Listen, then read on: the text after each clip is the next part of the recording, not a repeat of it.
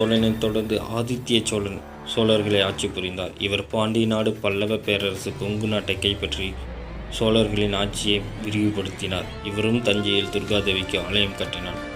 ஆதித்ய சோழனின் மகனான முதலாம் பராந்தக சோழனோ கிபி 907 முதல் 955 வரை ஆட்சி புரிந்தார். இவர் பாண்டியர்களை வென்றதால் மதுரை கொண்டான் என்று அழைக்கப்பட்டார். இலங்கையில் நடைபெற்ற போரில் இலங்கை பாண்டியர் மற்றும் கூட்டுப்படையை வென்றதால் மதுரையும் ஈழமும் கொண்டான் என்று அழைக்கப்பட்டார். சிதம்பரம் நடராஜர் ஆலயத்தில் பொன்கூறு வேய்ந்ததால் பொன் வேய்ந்த சோழன் என்று அழைக்கப்பட்டார். கிபி 949 நடைபெற்ற தக்கோலம் போரில் ராஷ்டிரகூட மன்னன் 3ஆம் கிருஷ்ணரிடம் தோல்வியடைந்தார். இவரின் ஆட்சி காலத்தில்தான் உத்தரமேரூர் கல்வெட்டுகள் 2 முறையாக வெளியிடப்பட்டது. இவரின் வழித்தோன்றலாக கண்டராதித்தன், அரிஞ்சயன், 2ஆம் பராந்தகன், ஆதித்தன், உத்தம சோழன் ஆட்சி புரிந்தார்கள். அடுத்து முதலாம் ராஜராஜ சோழனை பற்றி